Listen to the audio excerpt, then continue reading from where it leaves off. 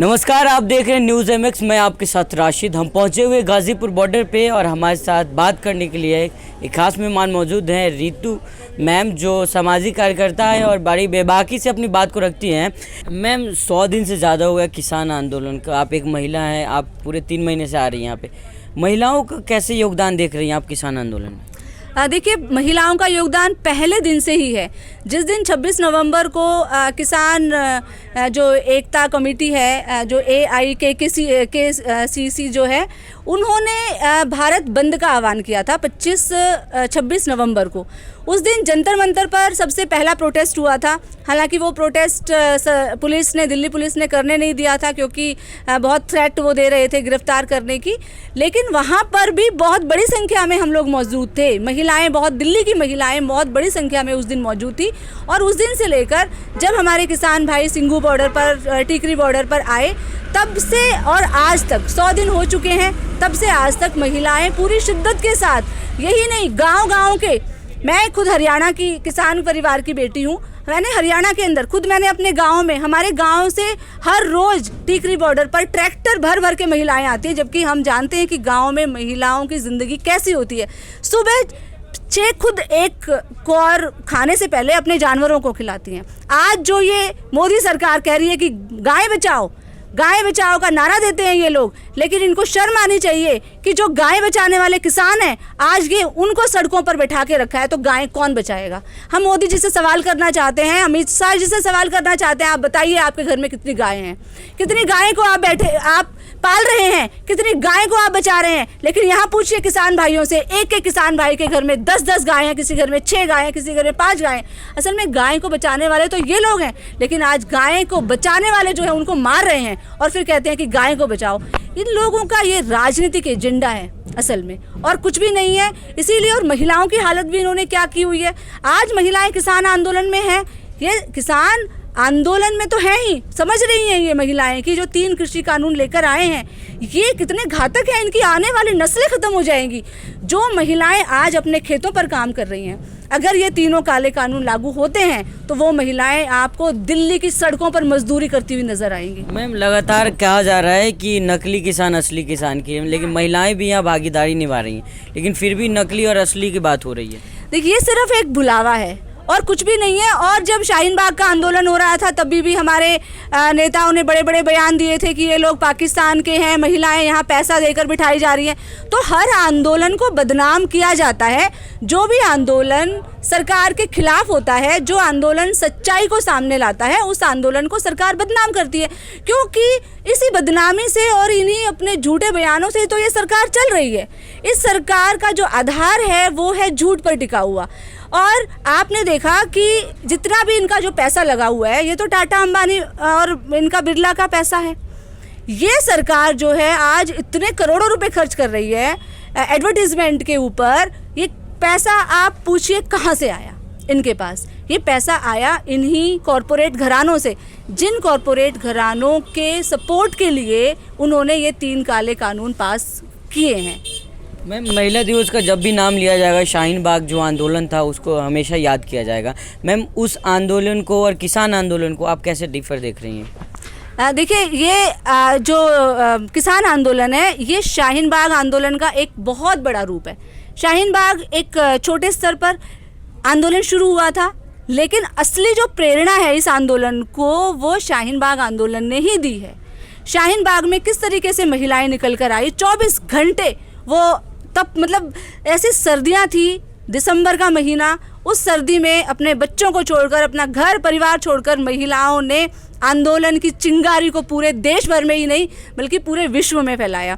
देश के अंदर लगभग हज़ारों जगह पर शाहीन बाग शुरू हुए और महिलाओं ने, जो आज तक हम देख रहे हैं, चाहे निर्भया आंदोलन रहा हो, चाहे भवरी देवी का केस हुआ है हमारे देश में, और हर रोज़ कितनी घृणित घटनाएं महिलाओं पर अत्याचार की होती हैं, बलात्कारों की होती हैं, उनको मार दिया जाता है, टुकड़े टुकड़े कर दिया जाता है कि रूह कांप जाती है। तो महिलाएं अब सिर्फ अपने इस अत्याचार, जो जेंडर बेस्ड उनके ऊपर क्राइम हो रहे हैं, अब सिर्फ महिलाएं उसके खिलाफ ही आवाज़ नहीं उठा रही हैं।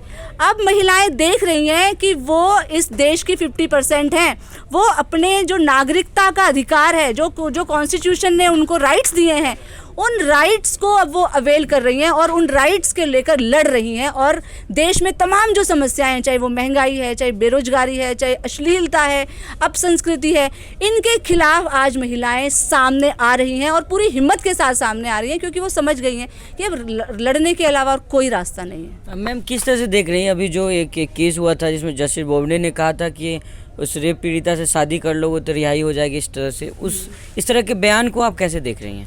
देखिए, इस तरीके के जो बयान है ना, वो सिर्फ और सिर्फ एक जो सरकार आज प्रोपेगेंडा कर रही है, जो पोलराइजेशन आज हमारे देश में किया जा रहा है और राजनीतिक एजेंडे के तहत वो पोलराइजेशन किया जा रहा है, जिसके तहत ही ये लोग धर्म को, और सिर्फ धर्म को ही नहीं, धर्म को राजनीतिक एजेंडा बना रहे हैं, और सिर्फ धर्म को ही नहीं, जो हमारे पुराने संस्कार, जो फ्यूडल कॉन्सेप्ट्स जो थे, जिनको हम 500 साल पहले जिनसे लड़ाई लड़ी थी हमारे ईश्वर चंद्र विद्यासागर जी ने, ज्योतिबा फूले ने, सावित्रीबाई फूले ने, जिनके खिलाफ लड़ाई लड़ी थी, आज ये उन्हीं पतित जो सामंती कल्चर है उसको सामने लेकर आ रहे हैं। तो ये और जो संहिता है जिसमें लिखा गया है कि महिलाएं जो है वो दूसरे दर्जे की नागरिक है, महिलाओं का ज़िंदगी का एक ही उद्देश्य है, वो है पुरुषों को खुश रखना, पुरुषों की सेवा करना। तो ये आज उस मानसिकता के लोग हैं, चाहे वो हमारे सर्वोच्च न्यायालय, जो हमारा सुप्रीम कोर्ट है, उसके जो चीफ जस्टिस हैं, जिनको कि चीफ जस्टिस ऑफ इंडिया कहा जाता है, वो चीफ जस्टिस के माध्यम से भी कैसी मानसिकता रिफ्लेक्ट हो रही है कि महिलाएं क्या हैं, महिलाएं एक कॉमोडिटी हैं, सिर्फ उनको उपभोग की वस्तु है। एक आदमी उनको बलात्कार करता है और फिर उसी को वो एक सजा देने की बजाय उसको वो एक ऑप्शन दे रहे हैं कि तुम इससे शादी कर लोगे। तो शादी का आधार क्या रहा? शादी का आधार हुआ कि आप उस बच्चे से आप कुछ पूछ ही नहीं रहे हो, उसकी क्या शादी करने की मर्जी है भी नहीं। एक तो उसकी बिना मर्जी के उसके साथ बलात्कार हो रहा है, उसका शोषण हो रहा है, फिर जिनसे एक न्याय की उम्मीद थी वो व्यक्ति भी उस कल्प्रिट जो कि एक क्रिमिनल है, उस क्रिमिनल के हाथों उस लड़की की ज़िंदगी को सौंप रहे हैं। तो अपने आप में कितना दुखद है ये। आप सोच सकते हैं कि ये जो पुरुष प्रधान मानसिकता है, जो पितृसत्तात्मक मानसिकता है, आज वो कहाँ पर घर कर चुकी है। और ऐसे ही लोगों को ये सरकार, ये बीजेपी सरकार ऐसे ही मानसिकता के लोगों को प्रमोट भी कर रही है। सबसे दुख की बात ये है। मैम एक आखिरी सवाल है कि महिलाओं की बात हो रही है, तो जिस तरह से मैम नितिन गडकरी ने बंगाल में कहा है कि करंट ऐसा लगा वोट का कि ममता बनर्जी उछल जाए, मैम महिलाओं के ऊपर इस तरह के कमेंट हो रहे हैं, मतलब कैसे देख रही हैं? देखिए, असल में ना हम कहीं ना कहीं नेताओं से सीखते हैं। हमारे नेता कौन है? अगर आप मेरे से पूछें कि मैडम आप किन को लेकर यहाँ पर बैठी हैं आंदोलन में, क्या आपका नेता है, तो मैं कहूँगी हमारे नेताजी सुभाष चंद्र बोस हैं, हमारे नेता शहीद आजम भगत सिंह हैं, चंद्रशेखर आज़ाद हैं, है ना, हम उनको बोलते हैं। तो हम उनसे सीख रहे हैं, इसलिए तो हम यहाँ हैं, कुर्बानी देने के लिए आए हैं। ये किससे सीख रहे हैं? ये सीख रहे हैं अमित शाह जी से, क्योंकि जब दिल्ली के इलेक्शन हो रहे थे तो बाबरपुर के अंदर जो सभा हो रही थी वहाँ पर भी हमारे गृह मंत्री जी ने यही बात बोली थी कि ऐसा बटन दबाना कि करंट जो है वो शाहीन बाग में लगे। तो ये जो इनके नैरेटिव्स हैं ये इतने दुखदाई हैं, ये इतने घृणित हैं कि ये अपने पद की गरिमा को ही ख़त्म कर रहे हैं। असल में जो आपने देखा ही कि इन लोगों के अंदर महिलाओं की क्या इज्जत है। असल में हम जब भी किसी से, चाहे एक राजनीति में कोई महिला है, सबसे पहले तो हम उनका सम्मान करेंगे, उनकी नीति क्या है, उनकी पॉलिसी क्या है, उसके खिलाफ आप लड़िए ना। आप तो लोकतंत्र में है ना, आपको वोट पाने का अधिकार है, देने का भी अधिकार है। तो आप एक साफ सुथरी लड़ाई लड़िए, वैचारिक लड़ाई लड़िए। ये जो निचले दर्जे की जो छीटाकशी है, ये बहुत ही दुख की बात है कि हम ऐसे राजनेता हमारे हैं जो कि हमारे देश का नेतृत्व कर रहे हैं। मैम किसान आंदोलन आगे कैसे देख रही हैं आप? किसान आंदोलन को मैं देख रही हूँ कि किसान आंदोलन एक बहुत बड़ी क्रांति को नेतृत्व देने जा रहा है। ये उस आने वाले क्रांति का नेतृत्व दे रहा है जिसका सपना हमारे देश के शहीदों ने देखा था, जो हमारे देश के शहीद थे, जिनका सपना पूरा नहीं हो पाया, जिन्होंने एक ऐसे समाज का सपना देखा था कि हमारा उद्देश्य, शहीद आज़म भगत सिंह ने कहा था कि हमारा उद्देश्य सिर्फ ब्रिटिशर्स को इस देश से, भारत की सरजमीन से ब्रिटिशर्स को भगाना नहीं है। हमारे लड़ाई का उद्देश्य है कि इंसान के द्वारा इंसान का शोषण खत्म होना चाहिए, और वो तभी हो सकता है जब मजदूर किसानों का राज कायम होगा। तो ये जो किसान आंदोलन है, ये मजदूर किसानों का राज कायम करने जा रहा है। ये बहुत लंबी लड़ाई को नेतृत्व दे रहा है, और तीनों काले कानून तो खत्म होंगे ही, ये तो कोई बात ही नहीं है। ये आंदोलन विजयी होगा, और सिर्फ इतना ही नहीं, एक बहुत बड़ी क्रांति जिसका सपना लेकर हमारे देश के शहीद 21 साल की उम्र में, 16 साल की उम्र में जो इस देश के लिए कुर्बान हो गए, उन शहीदों का सपना पूरा करने जा रहा है ये किसान आंदोलन।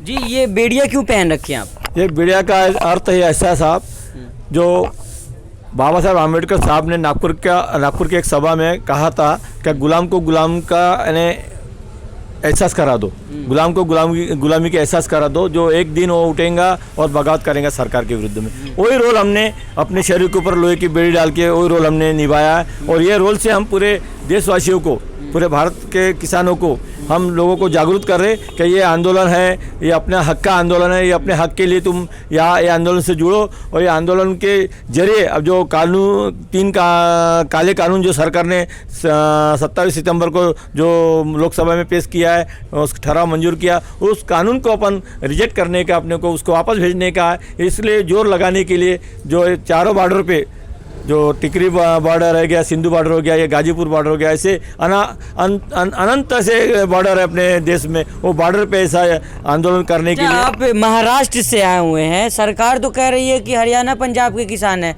आप महाराष्ट्र से आए हुए हैं। नहीं, ये सब गलत है। देश के 29 राज्य और जो केंद्र शासित प्रदेश के जो किसान लोग हैं, सब उन्हीं के लिए ये कोई पंजाबी, कोई जाट, ऐसा कुछ रोल नहीं है इसमें। हर भाषा, हर जात, हर कौम के लिए ये आंदोलन है, और उनके खेती के भविष्य के लिए ये आंदोलन है, कोई एक जात का नहीं होता ये। जब महाराष्ट्र से आप आते हैं, महाराष्ट्र के ही हैं अन्ना हजारे जी, जो आंदोलन के नाम से जाने जाते हैं, आंदोलन करते रहते हैं। किसान आंदोलन को लेकर क्या रुख है उनका? मुझे सुनने में आया कि सिर्फ उन्होंने एक कागजी समर्थन दिया है, उसके ऊपर उन्होंने कुछ बात नहीं की है। सरकार को अभी तक वो टार्चर नहीं करे, ना आंदोलन के एक जरिए में न वो आ रहे। अभी 100 दिन हो गए, हाँ आज कंप्लीट 100 दिन हो गए, तो भी उनका कुछ वैसा मैसेज भी नहीं है। और ऐसा लगता है मेरे को, क्या वो भाजपा के लोग उनके पास जाते हैं तो उससे वो दबाव में आके, या हो सकता है कुछ मैनेजिंग फंड का कुछ होगा, रोल होगा, क्योंकि तो ऐसा मेरे को लग रहा कि ये जो बड़े जो पूंजीपति लोग हैं वो सबको दे रहे। सभी अहम खबरों के लिए न्यूज़ MX को सब्सक्राइब करें, साथ ही बेल आइकॉन को जरूर दबाएं। लाइक, शेयर, कमेंट करना ना भूलें।